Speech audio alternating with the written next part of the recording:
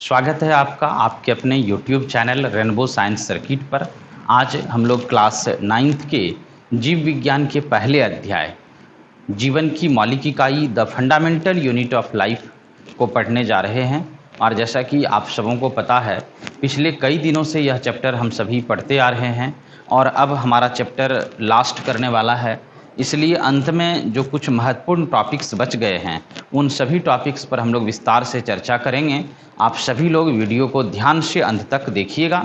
और पिछले क्लास में हम लोग जो चर्चा कर रहे थे कोशिका अंगक पर, सेल ऑर्गेनेल्स पर, तो आज उसी को आगे बढ़ाते हैं। और आपने सबसे पहले जो अंतर्द्रवी जालिका थी, हमारी पहली सेल ऑर्गेनेल्स थी अंतर्द्रवी जालिका एंडोप्लाज्मिक रेटिकुलम, उस पर चर्चा सुना। फिर दूसरे नंबर पर आपने गोल्जी उपकरण के बारे में बात किया था, या गोल्जी बॉडी, जिसको गोल्जी अपरेटस या गोल्जी बॉडी कहा जाता अंग्रेजी में। तीसरा उपकरण था हमारा, तीसरे उपकरण पर हम लोग चर्चा किए थे लाइसोसोम पर। चौथा जो हमारा कोशिका अंगक था वह था माइटोकॉन्ड्रिया। और आज हम लोग 5वें नंबर पर हैं, लवक को पढ़ने जा रहे हैं। ये 5वां हमारा सेल ऑर्गेनेल्स है हमारे चैप्टर का, हमारे टॉपिक का, और बहुत महत्वपूर्ण है, इसलिए सभी लोग ध्यान से वीडियो को अंत तक देखेंगे। देखिए, ये लवक के बारे में हमने आपको पहले भी कहा था कि यह एक विशेष प्रकार का कोशिका अंगक है जो केवल और केवल प्लांट सेल में पाया जाता है, पौधे की कोशिकाओं में पाया जाता है। लिखा गया है यह एक कोशिका अंगक है जो केवल पादप कोशिका में पाया जाता है। यह निम्नलिखित 3 प्रकार के होते हैं। अब याद कीजिए, अभी तक जितने भी कोशिका अंगकों की चर्चा हुई, चाहे वो एंडोप्लाज्मिक रेटिकुलम हो, गोल्जी अपैरेटस हो, माइटोकॉन्ड्रिया हो या लाइसोसोम हो, वो जितने भी कोशिका अंगक थे वो सभी कोशिकाओं में पाया जाता है। प्लांट सेल में भी रहता है, एनिमल सेल में भी रहता है। लेकिन आज हम लोग जिस कोशिका अंगक पर डिस्कस कर रहे हैं, तो यह कोशिका अंगक मतलब जो लवक या प्लास्टिड है, यह केवल और केवल पादप कोशिकाओं में, पौधे की कोशिकाओं में या प्लांट सेल में पाया जाता है। आगे हम लोग लिखे हैं यह निम्नलिखित 3 प्रकार के होते हैं। तो जो लवक होते हैं, जो प्लास्टिड होते हैं, यह एक पौधे में पाई जाने वाली महत्वपूर्ण कोशिका अंगक है। और इसका जो वर्गीकरण किया गया है, वैसे हम लोगों की एनसीईआरटी बुक में तो 2 प्रकार के ही लवक की चर्चा की गई है, 2 प्रकार के प्लास्टिड की चर्चा की गई है। एक है ल्यूकोप्लास्ट और दूसरा है क्रोमोप्लास्ट। लेकिन मैं थोड़ा सा और इसको विस्तृत रूप में आपके सामने पेश कर रहा हूँ, इसलिए हमने उसी में से एक नया जो उसका क्लासिफिकेशन किया है कि एक तीसरे प्रकार के कोशिका अंगक जो भी होते हैं या लवक होते हैं, जिस पर हम लोग आज डिस्कस करेंगे, वह है क्लोरोप्लास्ट या हरित लवक। तो इस प्रकार से 3 तरह के लवक हो गए, 3 तरह के प्लास्टिड हो गए। पहला हो गया आपका ल्यूकोप्लास्ट या ओवर्नी लवक या रंगहीन लवक, इसको श्वेत लवक भी कहा जाता है, अंग्रेजी में इसको ल्यूकोप्लास्ट कहते हैं। दूसरा है क्रोमोप्लास्ट या वर्णी लवक या रंगीन लवक, अंग्रेजी में क्रोमोप्लास्ट कहते हैं। और तीसरा है क्लोरोप्लास्ट या हरित लवक, अंग्रेजी में क्लोरोप्लास्ट कहा जाता है। हमने शुरुआत में तीनों का अंग्रेजी नाम इसलिए रखा क्योंकि हमारी जो एनसीईआरटी की बुक है उसमें ये अंग्रेजी नामों का ही प्रयोग हुआ है। हिंदी मीडियम की बुक में भी और इंग्लिश मीडियम के बुक में भी, हिंदी की मीडियम के बुक में भी स्पेशली इंग्लिश में ही उनका नाम लिखा गया है, इसलिए हमने भी अंग्रेजी नाम को पहले प्राथमिकता दिया है। आपके लिए भी ये सलाह रहेगा कि आप सभी हिंदी तो याद रखें ही, लेकिन अंग्रेजी अवश्य हर हाल में याद रखें, ताकि आने वाले समय में आपको किसी तरह की कठिनाई नहीं हो। तो क्लियर हो गया कि ये जो लवक होगा, प्लास्टिड होगा, यह 3 प्रकार का होगा। आइए हम लोग पहले प्रकार के लवक की चर्चा करते हैं। मुख्य रूप से लवक के बारे में एक बात हम लोग जानें कि लवक क्या होता है कि पौधे में, प्लांट में, या कह सकते हैं प्लांट सेल में, यह रंग प्रदान करने के लिए उत्तरदायी होता है, कलर के लिए।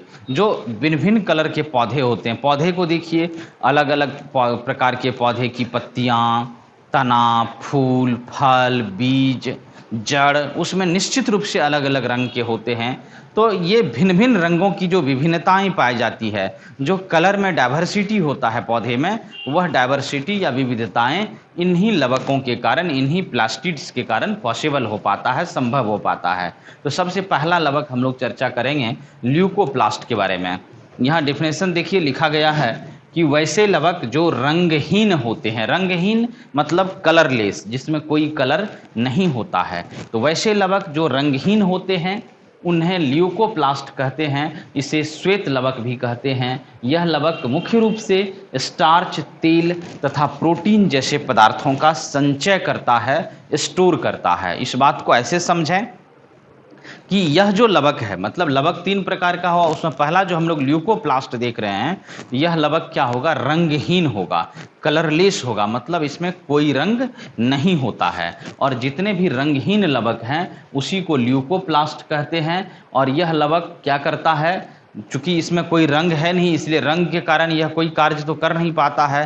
पौधे में जो भोजन रहता है स्टार्च के रूप में या कार्बोहाइड्रेट के रूप में, मंड के रूप में, तो उस स्टार्च को, तेल, जितने भी तेल प्राप्त होते हैं, चूंकि हमारे यहाँ अधिकांश तेल आज किसी न किसी रूप में हम लोग पौधे से प्राप्त करते हैं, तो वो तेल भी, और प्रोटीन, जो प्रोटीन वाला पद, जैसे दाल आप खाते हैं तो दाल में प्रोटीन है वह लेकिन पौधा से प्राप्त होता है, तो इस पर भी हम विस्तार से बात करेंगे।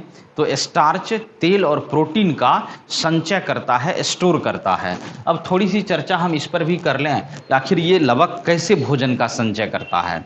आप याद कीजिए कि हमारे खेतों में जो फसलें लगाई जाती है, गेहूं, धान, मक्का, बाजरा, मूंगफली या मूंग, फिर सरसों, इस तरह से मटर, कई प्रकार के पौधे हम लोग अपने खेतों में लगाते हैं। और खेतों में लगाए जाने वाले उन पौधों में क्या होता है कि जो हरी पत्तियां होती है वो प्रकाश संश्लेषण करती है। प्रकाश संश्लेषण की क्रिया में, फोटोसिंथेसिस के प्रोसेस में, पौधे अपना भोजन बनाते हैं। और भोजन बनाने के बाद पौधे जो भोजन बनाते हैं तो उस भोजन का उपयोग अपने जीवन यापन के लिए तो करता ही है, साथ में कुछ भोजन को वह स्टोर भी करता है, जमा भी करता है, संचय करता है। वही बात ये जो ल्यूकोप्लास्ट होता है पौधे में, रंगहीन लवक या श्वेत लवक होता है, यह भोजन को जमा करता है। और किस रूप में, तो भोजन जमा होता है स्टार्च के रूप में, भोजन जमा होता है तेल, ऑयल के रूप में, भोजन जमा होता है प्रोटीन के रूप में। तो जो ल्यूकोप्लास्ट है, रंगहीन लवक है या श्वेत लवक है, इसका मुख्य कार्य हो गया भोजन का संचय करना। अब आते हैं दूसरे प्रकार के लवक में, क्रोमोप्लास्ट में। क्रोमा, आपने 9th क्लास में ही शायद केमिस्ट्री में एक टॉपिक पढ़ा था, क्रोमेटोग्राफी। और आपको याद होगा कि क्रोमेटोग्राफी में, केमिस्ट्री में हम लोग 2nd चैप्टर में पढ़े थे क्रोमेटोग्राफी। तो उस क्रोमेटोग्राफी में आपको बताया गया था, क्रोमा एक लैटिन शब्द है जिसका मतलब होता है कलर, रंग। क्रोमा का मतलब कलर होता है। यहाँ देखिए क्रोमोप्लास्ट है, तो क्रोमो, यह भी क्रोमा शब्द से ही बना है, और क्रोमा का मतलब हो गया कलर, रंगीन। तो यह नाम से ही क्लियर है कि यह लवक क्या है, वर्णी लवक या रंगीन लवक है। लिखा गया है वैसे लवक जो रंगीन होते हैं वो कलरलेस था, ये कलरफुल है। वह रंगहीन था, यह रंगीन है। रंगीन होते हैं उन्हें क्रोमोप्लास्ट कहते हैं। यह लवक पौधे में रंगों के लिए उत्तरदायी होता है। अभी आपको हमने शुरुआत में कहा, वीडियो के आरंभ में कहा कि पौधे रंग बिरंगे दिखाई देते हैं। कुछ पौधे की पत्तियां भिन्न भिन्न रंगों की होती है, कई पौधे में फूल अलग अलग रंगों के लगते हैं, कुछ के फल के रंगों में विभिन्नताएं होती है, कई फलों के बीज भी अलग अलग रंगों के होते हैं। याद कीजिए हमारे यहाँ जब लीची पक जाती है तो दूर से ही वो लाल लाल लीची आपको दिखाई देता होगा। आपने कभी स्ट्रॉबेरी देखा होगा, उसके रंग को देखिए। आम पक जाने पर या केला पक जाने पर उसके फल का रंग कैसा हो जाता है। तो कहीं ना कहीं काफ़ी विभिन्नताएं हैं, और पौधे में जो रंगों की ये सारी विभिन्नताएं हैं वह उत्पन्न होता है इसी क्रोमोप्लास्ट से, इसी रंगीन लवक से। तो हम लोग चर्चा कर रहे हैं वैसे लवक जो रंगीन होते हैं उन्हें क्रोमोप्लास्ट कहते हैं। यह लवक पौधे में रंगों के लिए उत्तरदायी होता है, मतलब जितने भी रंग पौधे में उपलब्ध होते हैं वो इसी लवक के कारण होता है। और यह कहाँ रहता है, रंगीन पत्ती में, जो कलरफुल लीफ होता है उसमें, फूल में, फ्लावर में, फल मतलब फ्रूट में, और बीज मतलब सीड में। इन सभी जगहों पर यह लवक पाया जाता है और पौधे में रंग प्रदान करता है, पौधे में रंग उत्पन्न करता है। यह क्रोमोप्लास्ट हो गया। अब आपके मन में आएगा कि इतने सारे रंगों की जब चर्चा हुई कि फूल अलग अलग रंग के, फल अलग अलग रंगों के होते हैं। याद कीजिए हम लोग केला खाते हैं, जब केला फल बनता है, पौधे में जब फल प्राप्त होता है तो उस समय केला के जो बाहरी परत होता है, जो छिलका होता है, वो हरे रंग का होता है। लेकिन जब केला ठीक से हमारे घरों में पक जाता है तो पकने के बाद वह पीले रंग का हो जाता है। इसी तरह से लीची के बारे में, वह भी जब कच्चा रहता है तो हरा रहता है, लेकिन पकने के बाद वह लाल हो जाता है। तो भिन्न भिन्न तरह के फलों का रंग अलग होता है, लेकिन कभी न कभी फल या कोई फूल या पत्तियां हरे रंग की भी तो होती है। तो यहाँ हरे रंग की चर्चा हम नहीं किए, क्योंकि क्रोमोप्लास्ट का ही एक स्पेशल टाइप है क्लोरोप्लास्ट, कि क्रोमोप्लास्ट का मतलब हो गया रंगीन लवक। तो हरा भी तो एक रंग होता है, तो हरे रंग का जितना क्रोमोप्लास्ट है वह बहुत ही इंपॉर्टेंट हो जाता अपने आप में। इसलिए इस इंपॉर्टेंट क्रोमोप्लास्ट को अलग से एक नाम दिया गया क्लोरोप्लास्ट। तो एक तरह से ये क्लोरोप्लास्ट भी क्रोमोप्लास्ट का ही टाइप्स है, उसका ही उदाहरण है, लेकिन इसमें एक स्पेशल रंग होता है हरा रंग। और हरा रंग आप देख लीजिए, जितने भी पौधे हैं, अधिकांश पौधे की पत्तियां, कुछ पौधे के तने, कच्चे फल, ये सभी हरे होते हैं। तो पौधे में आपको जहाँ जहाँ हरा भाग दिखाई देता है वैसे सभी भागों में यही लवक पाया जाता है। यह भी एक तरह का रंगीन लवक है, या रंगीन लवक का यह उदाहरण है। हम लोग परिभाषा लिखे हैं, वैसा रंगीन लवक या क्रोमोप्लास्ट जो हरे रंग का होता है उसे हरित लवक या क्लोरोप्लास्ट कहते हैं। अब देखिए, वैसा रंगीन लवक या क्रोमोप्लास्ट मतलब रंगीन लवक तो लाल भी हो सकता है, पीला भी हो सकता है, भूरा भी हो सकता है, नीला भी हो सकता है। आपने कई तरह के नीले रंग का भी फूल देखा होगा, लाल रंग का भी फूल देखा होगा, गुलाबी रंग का भी फूल देखा होगा, पिंक कलर का। तो अलग अलग रंगों के क्रोमोप्लास्ट हो सकते हैं, लेकिन उनमें से जो क्रोमोप्लास्ट हरे रंग का होता है उसका एक स्पेशल नाम दिया गया है क्लोरोप्लास्ट। इसलिए लिखा गया है वैसा रंगीन लवक या क्रोमोप्लास्ट जो हरे रंग का होता है उसे हरित लवक या क्लोरोप्लास्ट कहते हैं। यह लवक पौधे के हरी पत्तियों तथा अन्य हरे भागों में पाया जाता है। ध्यान दीजिएगा, फूल तो मेरे अंदाज से हरा होता नहीं है, लेकिन पत्तियां हरी होती है। कुछ पौधे के जो तना होते हैं, जैसे आप लता वाले पौधे की चर्चा हम करें, लत्ती वाले पौधे की, अभी हम लोग के यहाँ झिंगा, झिंगली, कद्दू, खीरा, परवल की का लता होगा, तो आपने देखा होगा उनका तना भी हरा होता है। तो ऐसा नहीं कि केवल पत्तियों में यह लवक होगा, और जहाँ कहीं भी पौधे में हरा भाग होगा, या कच्चे फल होते हैं उसका भी बाहरी परत हरा दिखता है हम लोगों को। तो जहाँ जहाँ भी हरा भाग होता है वैसे पौधे के उन भागों में कौन सा लवक होगा? क्लोरोप्लास्ट होगा, हरित लवक होगा। लिखा गया है यह लवक पौधे के हरी पत्तियों तथा अन्य हरे भागों में पाया जाता है। इस लवक में क्लोरोफिल नामक वर्णक पिगमेंट पाया जाता है। यह बात वेरी वेरी वेरी इंपॉर्टेंट है कि आखिर यह लवक हरा कैसे हो गया। क्योंकि रंगों को प्रदान करने के लिए कोई न कोई पदार्थ तो होगा। तो पिगमेंट का मतलब होता है हिंदी में वर्णक, और वर्ण का मतलब रंग होता है। आपने कई बार लोगों के मुंह से सुना होगा, लोग कहते हैं कि फलाने आदमी श्याम वर्ण का है, कोई गोरे वर्ण का है। वर्ण मतलब रंग भी होता है। वर्ण मतलब व्याकरण में वो लेटर भी हो सकता है, लेकिन वर्ण का सामान्य बोलचाल में मतलब रंग भी होता है। तो यहाँ वर्णक हो गया रंग प्रदान करने वाला पदार्थ। तो जो क्लोरोफिल है वह एक तरह का केमिकल है, एक तरह का वर्णक है। यही क्लोरोफिल कहाँ पाया जाता है? तो उस हरित लवक में पाया जाता है। और हरित लवक में क्लोरोफिल की उपस्थिति के कारण ही हरित लवक का जो रंग होता है वह हरा होता है। वही लिखा गया है कि इस लवक में, इस लवक का मतलब क्लोरोप्लास्ट में क्लोरोफिल नामक वर्णक पिगमेंट पाया जाता है। इसी वर्णक के कारण यह लवक हरा रंग का होता है। यह लवक प्रकाश संश्लेषण फोटोसिंथेसिस की क्रिया में महत्वपूर्ण भूमिका निभाता है। अब देखिए, जितने भी लवक हैं पौधे में, उसमें यह क्लोरोफिल या क्लोरोप्लास्ट जो हरित लवक है यह सर्वाधिक महत्वपूर्ण है, क्योंकि यह पौधे में होने वाली जो प्रकाश संश्लेषण की क्रिया है, और इसी प्रकाश संश्लेषण या फोटोसिंथेसिस के कारण पौधे स्वपोषी होते हैं। वह अपना भोजन खुद तैयार कर पाता है, और इस प्रकाश संश्लेषण की क्रिया को संपन्न करवाने में इस क्लोरोप्लास्ट या हरित लवक की सबसे ज़्यादा महत्वपूर्ण भूमिका होती है। अगर हम लोगों में ये क्लोरोप्लास्ट होता, हम लोगों में ये हरित लवक होता, सोचिए हमारा जीवन भी कुछ दूसरे तरह का होता। हमें भी भोजन पकाने की या उसको अन्य स्रोतों से भोजन को लाने की कोई आवश्यकता नहीं होती, क्योंकि हम भी कार्बन डाइऑक्साइड ले सकते हैं। हम लोग तो जल पीते ही हैं, सूर्य प्रकाश भी लेते हैं हम लोग। केवल एक क्लोरोफिल नहीं रहने के कारण हमारा शरीर प्रकाश संश्लेषण नहीं कर पाता है, अर्थात भोजन खुद से नहीं बना पाता है। हमें अपने भोजन के लिए कहीं न कहीं दूसरे जीवों पर आश्रित रहना पड़ता है। लेकिन हरे पौधे जो भी स्वपोषी हैं, ऑटोट्रॉप्स हैं, अपना भोजन खुद बनाते हैं, उसी क्रिया को प्रकाश संश्लेषण कहते हैं। और यह प्रकाश संश्लेषण की क्रिया इसी क्लोरोप्लास्ट के कारण संपन्न होता है या कह सकते हैं संभव होती है। अब इसके बारे में और देखिए, माइटोकॉन्ड्रिया की भांति इस लवक में अपना डीएनए तथा राइबोसोम भी होता है। अब देखिए, माइटोकॉन्ड्रिया की भांति, माइटोकॉन्ड्रिया के बारे में जो आपने पीछे पढ़ा था, जिसको कोशिका का बिजली घर कहा गया था, तो आपने देखा था कि माइटोकॉन्ड्रिया में स्वयं सेल्फ का DNA, deoxy ribo nucleic acid और राइबोसोम पाया जाता था। तो माइटोकॉन्ड्रिया में जो अपना डीएनए और राइबोसोम होता है, ठीक उसी तरह से जो प्लास्टिड है हमारा, जो लवक है, इसमें भी डीएनए होता है, डीऑक्सी राइबो न्यूक्लिक एसिड, और इसमें भी अपना राइबोसोम होता है। तो आप समझ सकते हैं कि दो ऐसे सेल ऑर्गेनेल्स हैं, दो ऐसे कोशिका अंगक है जिसमें खुद का सेल्फ का डीएनए भी होता है और राइबोसोम भी होता है। और वो पहला हमारा कोशिका अंगक माइटोकॉन्ड्रिया था, और ये दूसरा कोशिका अंगक प्लास्टिड या लवक है जिसमें डीएनए और राइबोसोम दोनों होता है।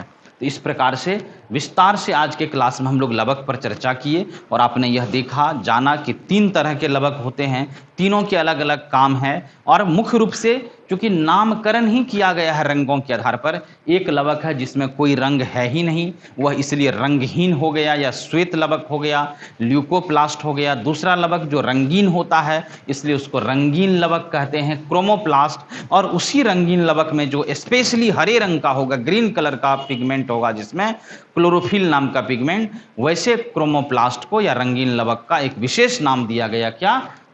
क्लोरोप्लास्ट या हरित लवक। और यह लवक पौधे में प्रकाश संश्लेषण की क्रिया को संपन्न करवाने में महत्वपूर्ण भूमिका निभाता है।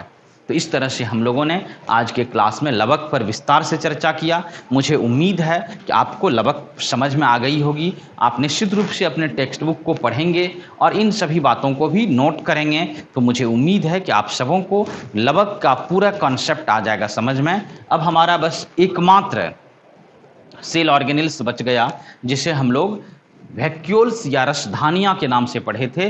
तो अब हम लोग अगले वीडियो में जब आपसे मिलेंगे तो उन टॉपिक्स पर भी चर्चा होगी। और इस तरह से यह चैप्टर, अब हमने शुरू में कहा कि अब समाप्ति की ओर है, तो जो कुछ छोटे छोटे टॉपिक्स बच गए हैं, अब हमें कमेंट्स करके भी बता सकते हैं कि आपको कौन सा पार्ट समझ में नहीं आया, कहाँ किस तरह की परेशानी है।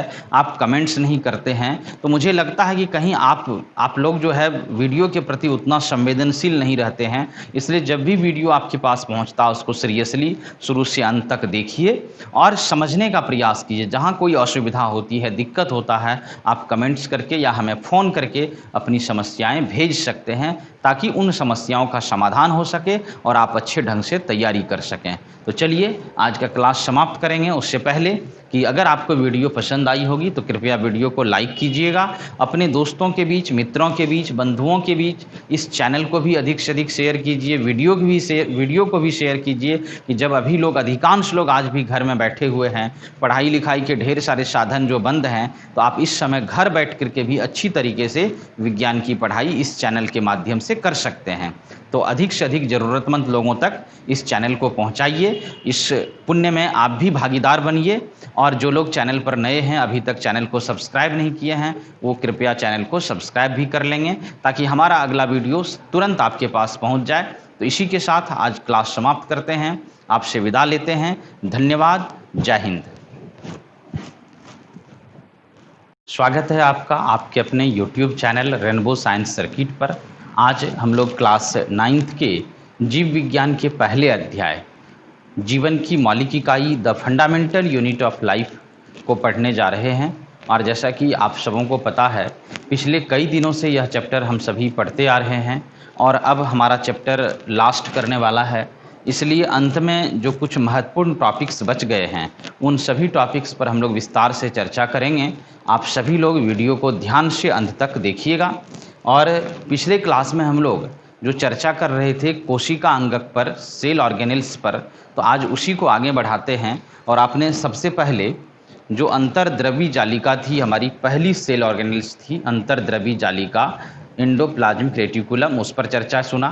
फिर दूसरे नंबर पर आपने गोल्जी उपकरण के बारे में बात किया था, या गोल्जी बॉडी, जिसको गोल्जी अपरेटस या गोल्जी बॉडी कहा जाता अंग्रेजी में।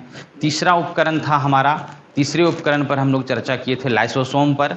चौथा जो हमारा कोशिका अंगक था वह था माइटोकॉन्ड्रिया।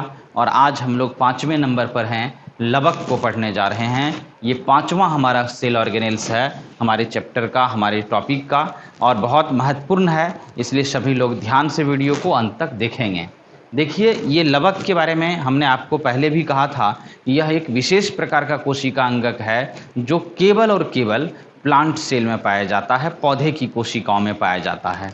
लिखा गया है यह एक कोशिका अंगक है जो केवल पादप कोशिका में पाया जाता है। यह निम्नलिखित 3 प्रकार के होते हैं। अब याद कीजिए, अभी तक जितने भी कोशिका अंगकों की चर्चा हुई, चाहे वो एंडोप्लाज्मिक रेटिकुलम हो, गोल्जी एपरेटस हो, माइटोकॉन्ड्रिया हो या लाइसोसोम हो, वो जितने भी कोशिका अंगक थे वो सभी कोशिकाओं में पाया जाता है। प्लांट सेल में भी रहता है, एनिमल सेल में भी रहता है। लेकिन आज हम लोग जिस कोशिका अंगक पर डिस्कस कर रहे हैं, तो यह कोशिका अंगक मतलब जो लवक या प्लास्टिड है, यह केवल और केवल पादप कोशिकाओं में, पौधे की कोशिकाओं में या प्लांट सेल में पाया जाता है।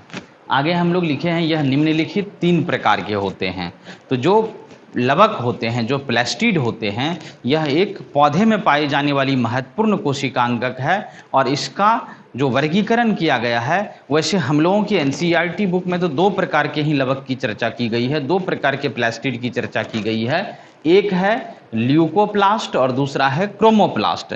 लेकिन मैं थोड़ा सा और इसको विस्तृत रूप में आपके सामने पेश कर रहा हूँ, इसलिए हमने उसी में से एक नया जो उसका क्लासिफिकेशन किया है कि एक तीसरे प्रकार के कोशिका अंगक जो भी होते हैं या लवक होते हैं, जिस पर हम लोग आज डिस्कस करेंगे, वह है क्लोरोप्लास्ट या हरित लवक। तो इस प्रकार से 3 तरह के लवक हो गए, 3 तरह के प्लास्टिड हो गए। पहला हो गया आपका ल्यूकोप्लास्ट या ओवर्नी लवक या रंगहीन लवक, इसको श्वेत लवक भी कहा जाता है, अंग्रेजी में इसको ल्यूकोप्लास्ट कहते हैं। दूसरा है क्रोमोप्लास्ट या वर्णी लवक या रंगीन लवक, अंग्रेजी में क्रोमोप्लास्ट कहते हैं। और तीसरा है क्लोरोप्लास्ट या हरित लवक, अंग्रेजी में क्लोरोप्लास्ट कहा जाता है। हमने शुरुआत में तीनों का अंग्रेजी नाम इसलिए रखा क्योंकि हमारी जो एनसीईआरटी की बुक है उसमें ये अंग्रेजी नामों का ही प्रयोग हुआ है। हिंदी मीडियम की बुक में भी और इंग्लिश मीडियम के बुक में भी, हिंदी की मीडियम के बुक में भी स्पेशली इंग्लिश में ही उनका नाम लिखा गया है, इसलिए हमने भी अंग्रेजी नाम को पहले प्राथमिकता दिया है। आपके लिए भी ये सलाह रहेगा कि आप सभी हिंदी तो याद रखें ही, लेकिन अंग्रेजी अवश्य हर हाल में याद रखें, ताकि आने वाले समय में आपको किसी तरह की कठिनाई नहीं हो। तो क्लियर हो गया कि ये जो लवक होगा, प्लास्टिड होगा, यह 3 प्रकार का होगा। आइए हम लोग पहले प्रकार के लवक की चर्चा करते हैं। मुख्य रूप से लवक के बारे में एक बात हम लोग जानें कि लवक क्या होता है कि पौधे में, प्लांट में, या कह सकते हैं प्लांट सेल में, यह रंग प्रदान करने के लिए उत्तरदायी होता है, कलर के लिए। जो भिन्न भिन्न कलर के पौधे होते हैं, पौधे को देखिए, अलग अलग प्रकार के पौधे की पत्तियाँ, तना, फूल, फल, बीज, जड़, उसमें निश्चित रूप से अलग अलग रंग के होते हैं। तो ये भिन्न भिन्न रंगों की जो विभिन्नताएं पाई जाती है, जो कलर में डाइवर्सिटी होता है पौधे में, वह डाइवर्सिटी या विविधताएं इन्हीं लवकों के कारण, इन्हीं प्लास्टिड्स के कारण पॉसिबल हो पाता है, संभव हो पाता है। तो सबसे पहला लवक हम लोग चर्चा करेंगे ल्यूकोप्लास्ट के बारे में।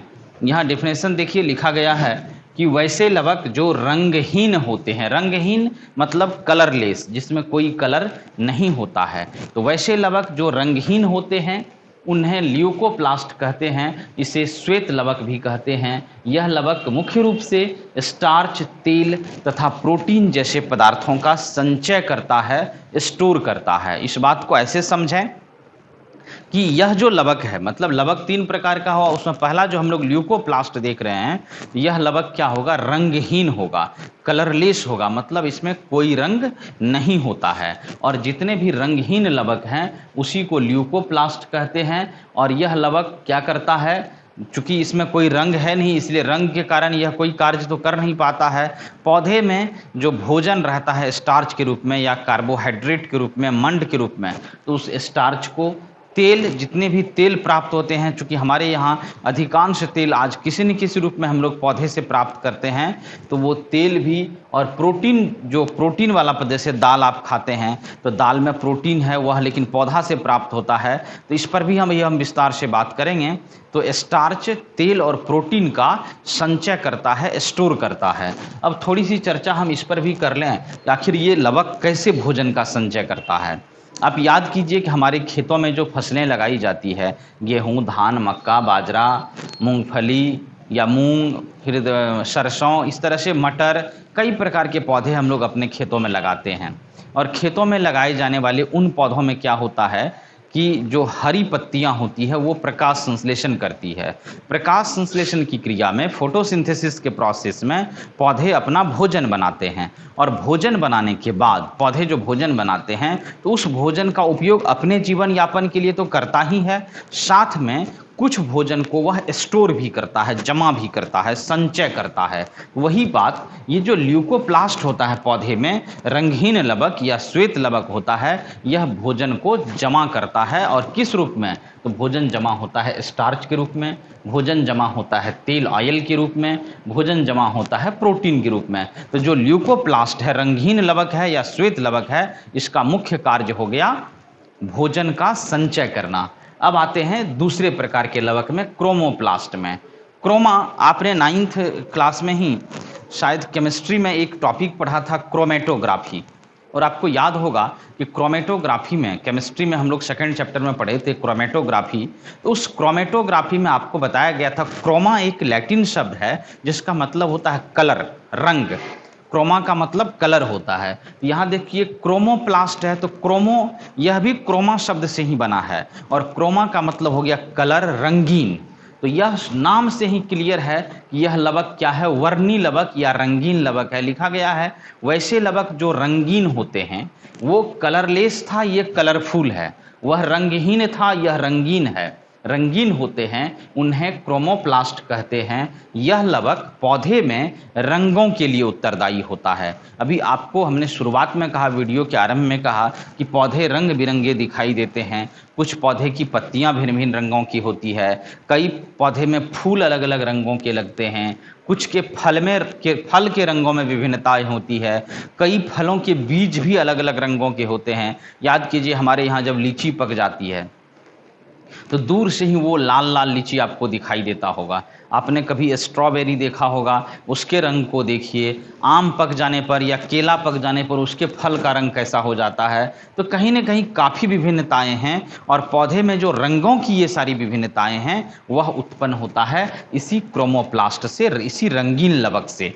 तो हम लोग चर्चा कर रहे हैं वैसे लवक जो रंगीन होते हैं उन्हें क्रोमोप्लास्ट कहते हैं। यह लवक पौधे में रंगों के लिए उत्तरदायी होता है, मतलब जितने भी रंग पौधे में उपलब्ध होते हैं वो इसी लवक के कारण होता है। और यह कहाँ रहता है? रंगीन पत्ती में, जो कलरफुल लीफ होता है उसमें, फूल में, फ्लावर में, फल मतलब फ्रूट में, और बीज मतलब सीड में। इन सभी जगहों पर यह लवक पाया जाता है और पौधे में रंग प्रदान करता है, पौधे में रंग उत्पन्न करता है। यह क्रोमोप्लास्ट हो गया।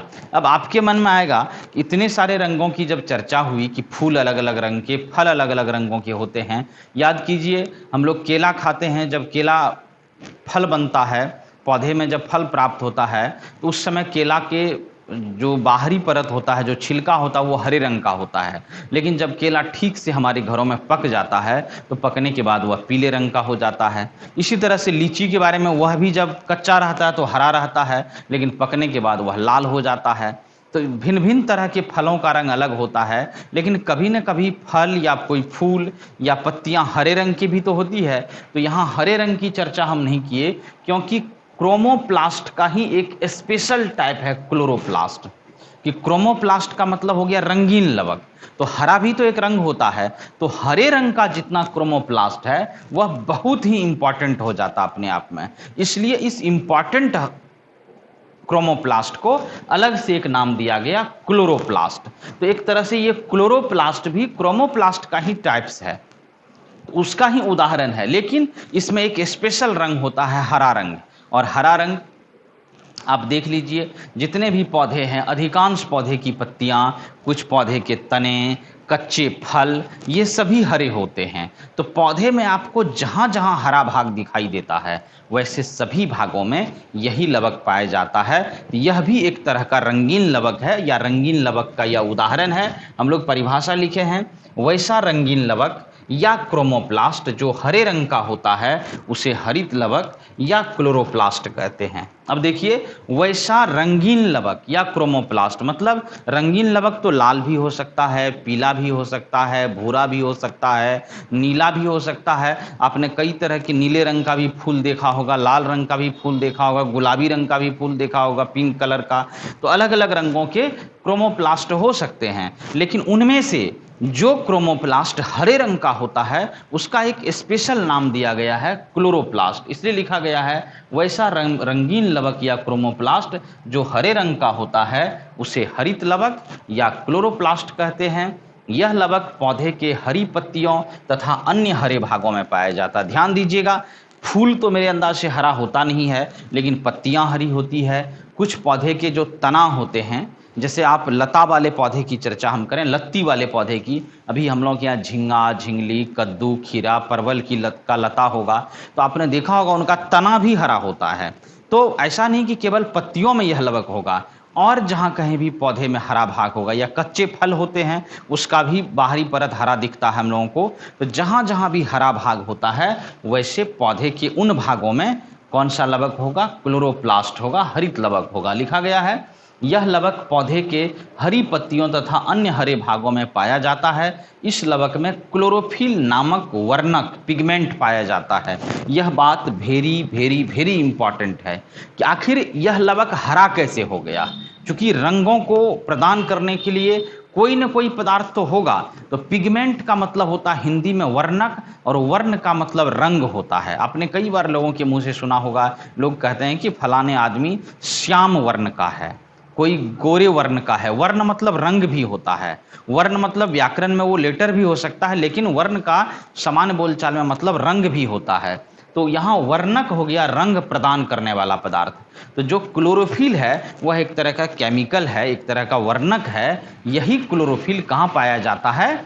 तो उस हरित लवक में पाया जाता है। और हरित लवक में क्लोरोफिल की उपस्थिति के कारण ही हरित लवक का जो रंग होता है वह हरा होता है। वही लिखा गया है कि इस लवक में, इस लवक का मतलब क्लोरोप्लास्ट में क्लोरोफिल नामक वर्णक पिगमेंट पाया जाता है। इसी वर्णक के कारण यह लवक हरा रंग का होता है। यह लवक प्रकाश संश्लेषण फोटोसिंथेसिस की क्रिया में महत्वपूर्ण भूमिका निभाता है। अब देखिए, जितने भी लवक हैं पौधे में, उसमें यह क्लोरोफिल या क्लोरोप्लास्ट जो हरित लवक है यह सर्वाधिक महत्वपूर्ण है, क्योंकि यह पौधे में होने वाली जो प्रकाश संश्लेषण की क्रिया है, और इसी प्रकाश संश्लेषण या फोटोसिंथेसिस के कारण पौधे स्वपोषी होते हैं। वह अपना भोजन खुद तैयार कर पाता है, और इस प्रकाश संश्लेषण की क्रिया को संपन्न करवाने में इस क्लोरोप्लास्ट या हरित लवक की सबसे ज़्यादा महत्वपूर्ण भूमिका होती है। अगर हम लोगों में ये क्लोरोप्लास्ट होता, हम लोगों में ये हरित लवक होता, सोचिए हमारा जीवन भी कुछ दूसरे तरह का होता। हमें भी भोजन पकाने की या उसको अन्य स्रोतों से भोजन को लाने की कोई आवश्यकता नहीं होती, क्योंकि हम भी कार्बन डाइऑक्साइड ले सकते हैं। हम लोग तो जल पीते ही हैं, सूर्य प्रकाश भी लेते हैं हम लोग। केवल एक क्लोरोफिल नहीं रहने के कारण हमारा शरीर प्रकाश संश्लेषण नहीं कर पाता है, अर्थात भोजन खुद से नहीं बना पाता है। हमें अपने भोजन के लिए कहीं न कहीं दूसरे जीवों पर आश्रित रहना पड़ता है। लेकिन हरे पौधे जो भी स्वपोषी हैं, ऑटोट्रॉप्स हैं, अपना भोजन खुद बनाते हैं, उसी क्रिया को प्रकाश संश्लेषण कहते हैं। और यह प्रकाश संश्लेषण की क्रिया इसी क्लोरोप्लास्ट के कारण संपन्न होता है, या कह सकते हैं संभव होती है।